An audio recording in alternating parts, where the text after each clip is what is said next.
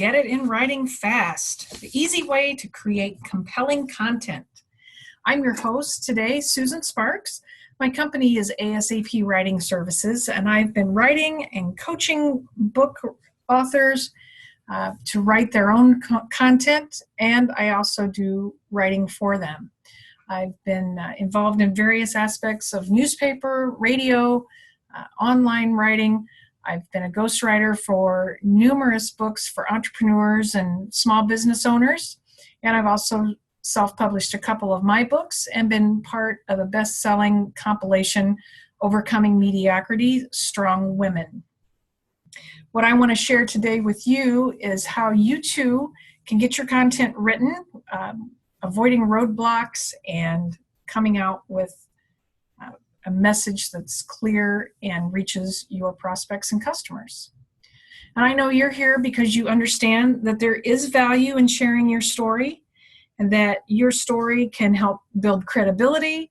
It can be a great introduction to new followers or prospects.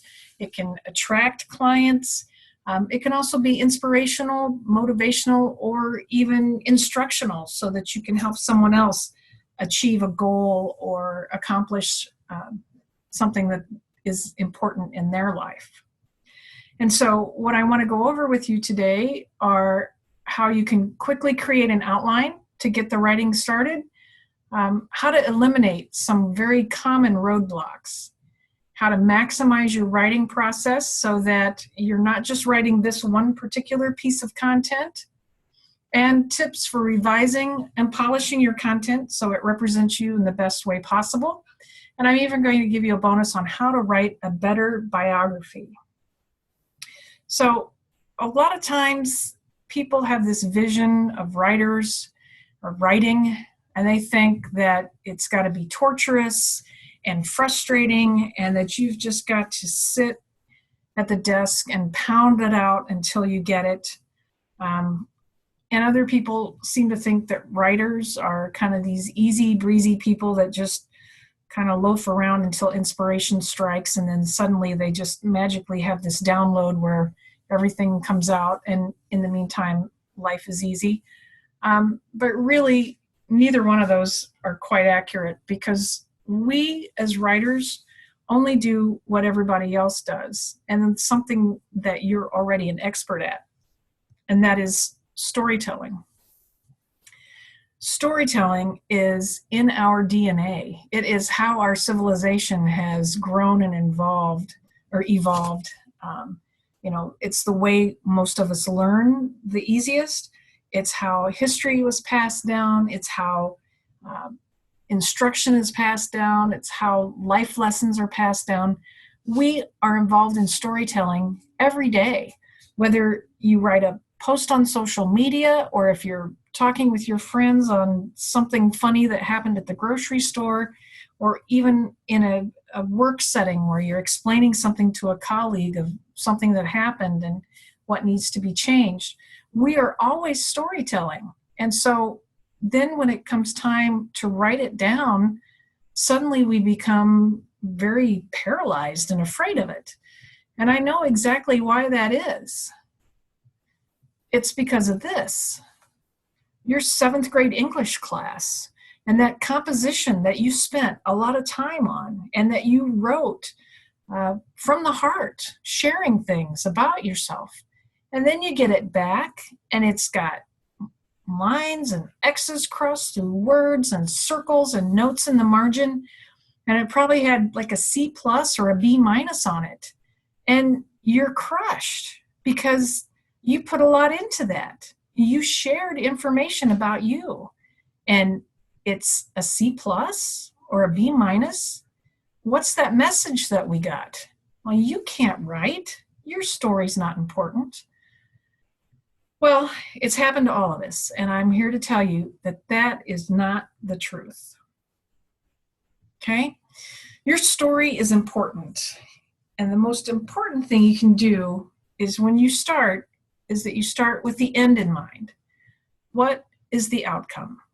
What do you want the reader to do after they've read it? right? What can they learn from your story? Or what are they going to use in their life that they got from your story? What is the outcome? Sitting down and starting out with a story only kind of takes you meandering on a rabbit trail that really makes you feel stuck, and you don't know where you're going, and you don't know when you've gotten there. So starting with the outcome is the most important thing you can do to get going and to write stronger content. So one of the ways to do that is to create an outline. And again, sometimes our experience with outline has been long and involved, and subheadings and sub-subheadings and all this sort of thing. And it really doesn't have to be that structured. But what we do want to do is corral each idea and each thought that we want to include, and make sure that they fit within the framework of the story. And so a tried and true formula is how you faced a challenge, the steps you took to overcome it, and how those accomplishment or that accomplishment affects you today. And so you're going to take those snippets of what you think you want to share, and we're going to see where it will fit within this framework. So for this outline, you're going to have just 4 headings. You're going to have challenge, breaking point, action, and resolution or result. Okay, so let's break those down even further. So the challenge, right? What was the challenge? Why was it especially challenging for you? How does it feel? How did this, how was this especially challenging based on other things that were going on in your life? Okay, so take those ideas and kind of give each Post-it note a part of that, so that each one is a different idea. Next, we're going to talk about the breaking point, right? So this is a situation or an event, right? What was the point that you decided to take action? Was it a sign? Were you forced into a situation you didn't want to be? What was the straw that broke that camel's back? Next is the action, right? So even if it was finally one day you said you've had enough, there was a specific action. What did you start doing? What did you do that changed things or help you overcome the challenge? What were the specific steps or action that you took? What was that result? And how was the next day or situation different? And last, the resolution or result. Okay, so how do you feel about that now? And how does that carry over into other aspects of your life? What power do you feel now? How are things different than what they were? And again, what will the reader learn from your story, or what can they use in their life? That outcome is so important that anything else that you get in writing from this is, what will the reader get, right? What are they gleaning from you sharing your story? Okay, so we're ready to write, right? Oh my gosh, it's a blank page. How intimidating. So many people get stuck here. They think they know where they're going, we know what we want to do, but how do you get started? So there's 2 things at this point I'm going to guarantee for you. First is that you will hear the negative voice. That little voice chattering in your ear, it's too embarrassing, or no one's going to read this, or I can't write. Why am I even doing this? I call that the monkey. Personally, I don't like monkeys. I think they're a little creepy. And so when I hear that chatter going off in my head as I start to create content, I just kind of say, you know what? I hear you, but right now I'm busy writing. So thanks, but no thanks. The other thing that I can guarantee you is that your first draft is going to be lousy. So expect it. It's part of the process. A lot of people think that the first thing they write is going to be spot on, that there will be no changes. It's exactly what they want. But trust me, you can refine it and make it much stronger. So remember, you can expect those first 2 things. A lot of people get scared of that, and they don't want to go on. So what are some of our other challenges? Well, first is just, how do you get started in general? Next is how do I stay on topic, how to be concise, how to write without that censorship in your head, how to share, be transparent. Is it too much? Is it too little? It might be uncomfortable. And finally, overcoming that feeling that your story isn't important. So let's get just busy with how to start, right? We're facing that blank page. Well, let's set some parameters first, okay? You want to keep it simple. Don't think that you have to write way above everyone's heads, right? We're having more of a casual conversation, that someone's getting to know something about you, or a situation, an event that happened in your life. You're going to write in first person. This is where you refer to yourself as me and I, not Jane Smith did this or that. So you're going to write in first person. If you're uncomfortable with the idea of typing it out, maybe you're not a fast typist, or you just have trouble putting your thoughts together that way, then you've got other options. You can use speak-to-text software, kind of talk it out. You can record your story and have someone else transcribe it for you. Or you can hire a ghostwriter and have them write it for you. So a lot of times they'll interview you, or you can kind of give them the basic ideas, and through a collaborative effort, you can write that story for you. When you're ready to write, it's important to write down everything as quickly as you can. Instead of going back and second guessing yourself, that first draft is just going to be all your ideas out on paper. You've got them on your sticky notes. You've arranged how you want it. So now you just need to kind of fill in those blanks in between and keep writing. I would say avoid using dialogue. This can really trip up people. It's even challenging for experienced writers. And you don't want to get all tangled up in trying to decide how many different ways you can use the word said, or he said, she replied, and such. So paraphrase conversations if you need to include those in your story, but stay away from writing the actual conversation out. It'll make it much easier for you. Active voice. So this is how you bring things across to make it more active and make it more of a page turner. So a lot of times when we talk about things that happened in the past, writing about our experiences, we tend to make it more of a passive voice. So it would be like, I decided to turn in my resignation, when it really, the more active is, I resigned. So if you find yourself getting bogged down with a lot of phrases of, to do or to be or that sort of thing, you're using passive voice. So ask yourself, how can I tighten this up and make things happen faster? And is there a better way to, instead of I was running, I ran? So change that voice. All right, so now we've got some parameters set. We're going to keep it simple. We're going to put everything we can out there for this first draft, but you may still feel stuck. What do I do when I can't get going? All right, so there's some things you can do. First of all, start in the middle. A lot of times we get so stumped by trying to come up with a really exciting lead sentence or a hook, and that can just stall us from getting anything written at all. So nothing says you absolutely have to start at the beginning. Start in the middle, write your ending, do something to get you moving to that direction and kind of get your thoughts going. And it's a great way to stop procrastinating. So then there's some starter tools that I like to use.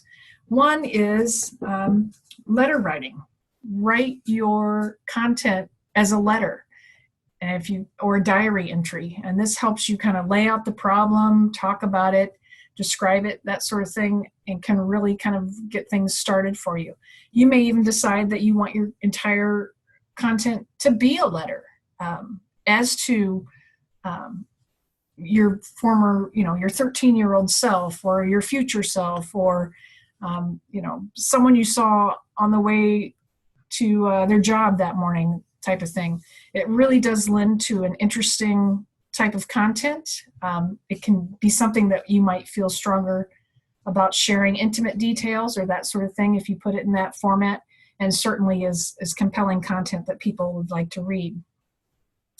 There's an exercise called Morning Pages that Julia Cameron recommends that she developed in the book called The Artist's Way. And this is where you just start warming up in the morning and you just write down everything that comes to mind. And it may be, I need to clean the coffee pot, and I need to change my doctor's appointment, and I want to write about this and such. And so you fill 2 to 3 pages of just everything to kind of, declutter your mind, and so that the actual content writing doesn't get distracted by these other ideas that are popping into your head. Opposite handwriting. This is fun to do. It kind of tricks your brain a little bit to let that stringent type of writing kind of fall away. You can write something with your opposite hand. It gives you something new to do, and so kind of releases that sense of perfection, that everything that has to come out good. And so then once you've got that out of the way, writing tends to come a little easier. And then the last one is the incubation file. And this is how you're going to maximize your writing, and I'll get to that in just a minute. But this is where all those other little great ideas and distractions are going to go, because right now you're on this one topic, and those other ones can go and incubate for a while till you can get to them. Another way to get started is to just write the worst sentence you can think of and leave it on the page.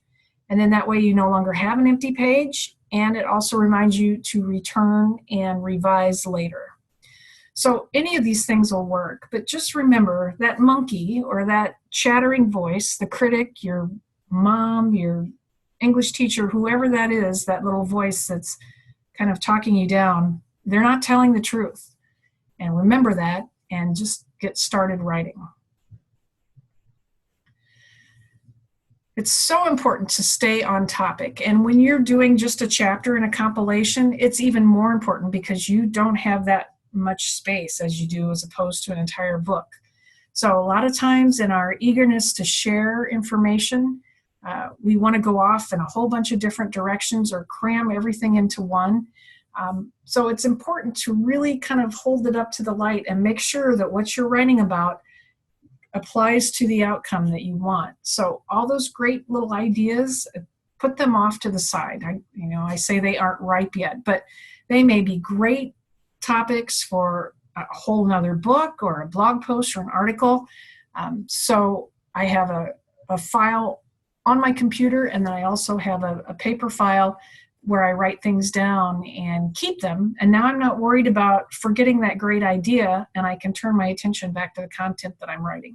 So whether you have a paper folder and you kind of put clippings or things that you rip out in there, carry a journal with you to just write down things that you remember when you're away from the writing, save links and ideas that you saw somewhere else, and know that they're all safely kept and you're not going to forget them. And that way you can concentrate on what you're writing and really stay on your topic. The next is challenging for a lot of people, and that is be concise. And I give this example. This is an excerpt of a book that was written by a rather famous person who landed an airplane in the Hudson Bay and everyone survived. And it makes for a very exciting story. And my husband and I were taking a road trip, and we had gotten this book on tape and quickly realized that we could not stick with the story all the way to the end. And so this is just a couple excerpts from the very first chapter. Starts out on the bottom left, you see he talks about when he's 4 years old, and then you get to the bottom on the right, and he's talking about being 6 years old. And then he talks about when he's 11 and then 16. And it's going to take decades before this pivotal event in the book happens. And it was so difficult to stay engaged in the story. And we skipped ahead so many times and then still felt like we needed to skip further ahead. So, I respect the man and appreciate what he did. But as a writer, he needed an editor that should have said, hey, shave it down a little bit. Stay concise. So the last three in that list of challenges are probably the most difficult for everybody. And number one is writing without censorships, writing without that voice in your head going, oh, don't use that word, or go back, or oh, I need to clean up that sentence before I move on. You just want to write it and get it out, because it's always easier to go back and shave parts off than to put things in. So don't worry about embarrassing someone or being embarrassed that someone reads this. You're going to polish this story and revise it and have time to think it over.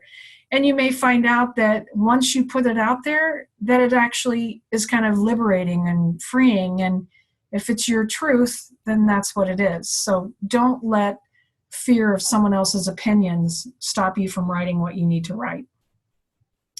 As far as being transparent, and again, kind of embarrassed what people may find out, the power in writing your story is that it's going to touch someone else, and it may be just the message that they need to hear. So if you don't share some details, or you don't really discuss how painful something was, or how powerful it was to have a realization or take the steps that changed your life, and you don't really share that, your story's not as strong and it may not be what really touches a person. So it's important to share, and as long as you're coming from authenticity and transparency and honesty, then you can put it in. And some people may appreciate it, others may not, but remember, you can't please everyone. And last is worrying that your story isn't important. We all have a lot of similarities in our life, and that's how we connect over a lot of things. But what's great about it is that we all have these unique little differences, and sharing those still allows us to find a part of your story that speaks to them, that may inspire them or motivate them or change their mind about something, or just feel like they know a little more about you. And so we all want to know our stories, right? When we meet people, we want to talk to them a little bit, find out what they're interested in, what they do, and hear a story. Why are you here? Or how did you get here? Or any of those types of things. One of my favorites is always ask couples, how did they meet? Because they're always willing to share their story, and it's a great way to get to know a little more about them. So keep in mind, your story is very important. Now we're going to revise, polish, and edit. So again, you're not going to write perfect first time through. And what I recommend is that you let it kind of cool off. And that would be, at least an hour, go take a walk, or go do another task. Ideally, let it sit for 24 hours. And then when you come back and read it, you'll have a better idea of if things still sound the way you thought they would. Read it out loud, because if the sentences are kind of clunky, or maybe you didn't explain something as well as you thought, it'll be more noticeable. One thing about reading to ourselves, something that we've been writing on, is that our brains kind of fill in the gaps, and we might overlook something, or we kind of fill it in our head and we know what we're talking about. And until we hear it out loud, we may not notice that it wasn't really clear. Get a beta reader. So a beta reader is not your Aunt Mildred. It's not your best friend. A beta reader is someone that's going to give you specific feedback. So you're not going to ask, oh, was it good? You're going to ask questions like, was the story clear? Are there parts that need more explanation? Did I present a challenge and a result? Was there something that's missing? Do I stay on point? And that's what a beta reader is for. So there are people online that you can find to do that. You can find a trusted colleague who would be, that knows what you were trying to do with this content and can give you that type of feedback. And then if anything, do not neglect editing. Even when you write for a living, it's important to have another set of eyes look at this, because you've been spending all your time in it, deep in it, creating it. An editor will help you, determine if you stayed on topic, if the voice was consistent, if your grammar and syntax is correct, have you used confusing words or words that got switched around. So don't skip this point. I offer editing services, and if also too, I can give you some other resources if you're interested in where to find someone to do that editing for you.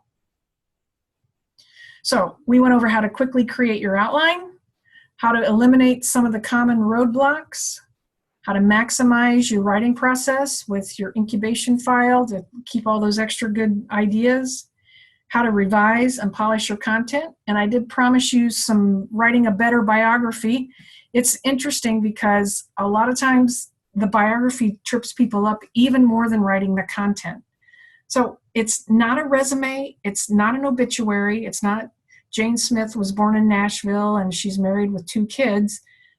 Unless you were born in the back of a taxi in Bangladesh, where you were born is probably not the most exciting thing about you. So you want to lead with an attention-getting tidbit, something that's going to hook the reader. So now I want to read a little more about you, and now I want to read your story because you've got something interesting.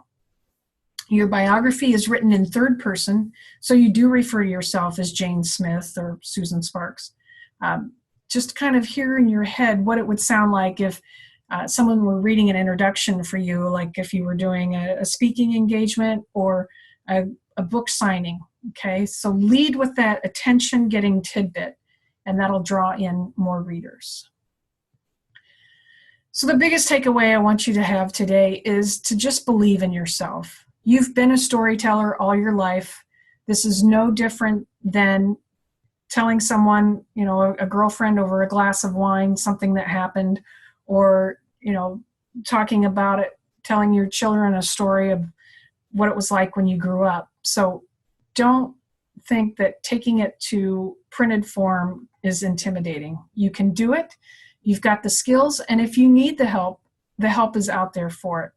Whether you have a ghostwriter, whether you have a book coach, there's help for that. And I do offer a complimentary 15-minute call that go over the proof of concept. If you're stuck with the idea and you're not really sure if it has enough meat to be compelling, we can certainly go over that. I offer custom-tailored writing packages, such as the outline creation or to write your content. I do offer editing services and accountability coaching just so that you can get through and get it done. All that information can be found on my website, which is asapwritingservices.com.